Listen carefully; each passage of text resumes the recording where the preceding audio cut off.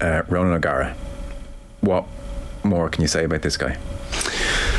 I think, he was very confident all week. And talking about, coming into the Lions' Den, and there's something appetising about it and exciting about it. And the comfort that breaking the seal of winning Europe once is significant. It is. How much do you think his pre-match engagement with media, with the public at large, is instinctive and he just does what comes to him in the moment, or how much of it do you think is almost pre-planned out? I think some of it's pre-planned. Yeah. I think I was laughing at the Exeter game in the post-match, asked about the game. This wasn't about rugby today, this was about a journey. I was like, what? What's about rugby? Of course it was about rugby. By the way, you're in a final. It's for the second time. That's you won Europe last year. It felt a bit, that'll cut up nicely for digital. It's the second time you've done the journey. But at the same time, he has a template to beat this Leinster team and beat everyone else in Europe. It's not just beating Leinster, it's obviously beating Saracens in the quarter-final and smashing Exeter and finding a way from 17 points down and whatever he's saying at half-time, filling those players with confidence. They talk glowingly about him. Yes. It's working. Yeah. It's working. There's a real nice balance to what the game plan looks like. Ferocious, but subtlety. About getting into position early, understanding where they need to be and why, and what they're trying to, when they aren't creating space by running over people, creating space by decoy lines. There's plenty of thought behind this massive power game. Yes. There really is. Okay. And skill, and that doesn't fall together. That all gets pulled together, and I think it's the balance between the two that I think has been very impressive, and the willingness to try and get Leinster on the edge, try and feel as though they can work them around the corner with size, get them on the back foot, get mismatches, stuff that Leinster try and do to the opposition. Work them, and then through exhaustion catch someone out. That's ultimately what they did in the Soutini try in particular. Yeah.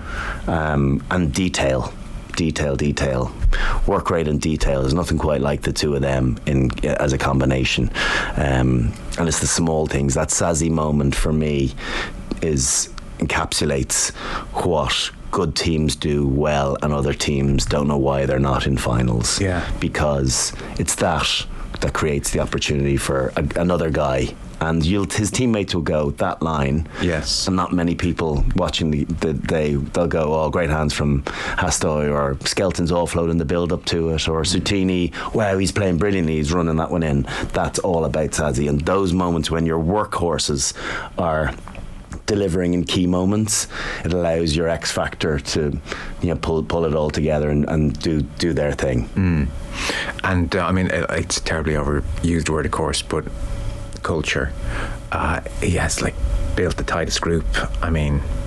It's akin to Ireland at the moment. You just feel like I mentioned it yesterday, so I won't repeat myself ad nauseum, but I was right above the family and friends section of La Rochelle, and there's a closeness there which you have to see to believe. It's visceral. They're weeping, climbing over chairs. It's a really extraordinary little thing they've got going on. And so he's handling the media beautifully. You've talked about the rugby side of things, and then just to round it off, he's also created this sense of family. They're dying for each other out there, So it's just the most remarkable job. Did you think he'd be this bloody good? No, he's obviously a very, very good coach. He's. Would you picked him out as the teammate to most likely?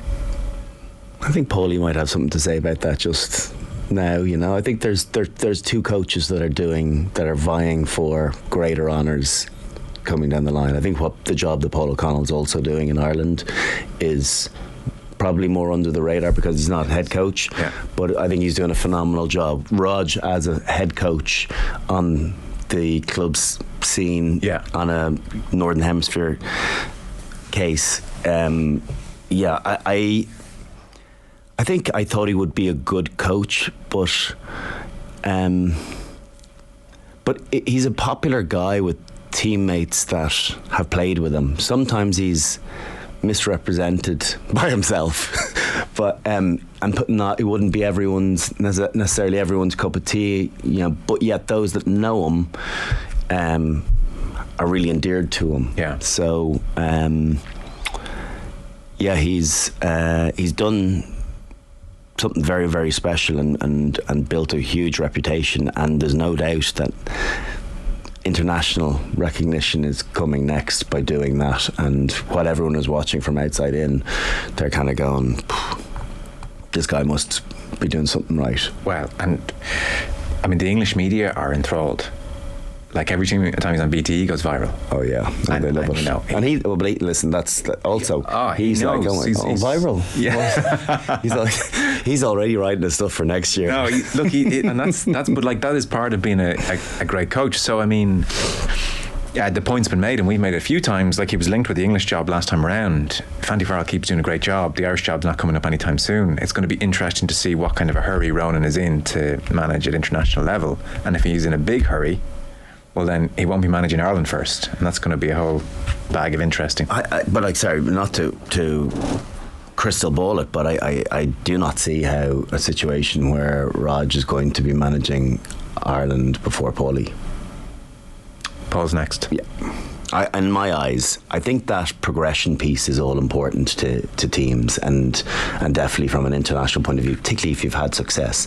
The progression of Andy from the great stuff that Joe did, of bringing all of that stuff and layering his thing on top of it and bringing in his coaching ticket, has been huge. And I'm sure he would say it, that it's not like he tore up the play sheet and started afresh. He took lots of the success with him, and now Paulie is doing that and quietly going about his business as an assistant coach and a forwards coach. But look at how the team has changed since he's come in. Has been significant. And so I would suggest, like, what do I know other than have an opinion? I would say that the likelihood is that Paulie will, if that is his appetite, go on to become the national coach after Andy. And that might not be for a few years if Andy decides to stay on, and who knows what's coming down the line. But I would definitely suggest that Rog might have to hold on. And then I don't know necessarily if those two work as a unit. Yes, they've been teammates, but it doesn't always work perfectly. Oh, they were together teammates. It's not how. Also, it's very hard to ask Rog to go in as Paul's number 2. Yeah. So then you're telling me Paul will get the job in 25, maybe get at least 5 years, if not 7. I mean, it's 2032 and Rog hasn't managed Ireland. What's going on? He can't be any greyer than he already is then. So the other thing is, that's a backlog. That's a quality. But like, listen, I think from his point of view, could he coach England? Of course he could. Oh, I'd say he was in the mix. Of course he could. Yeah. There you go. That was but a taste of the full rugby conversation. As usual, you can get the full chat wherever you get your podcast. It's waiting for you right now.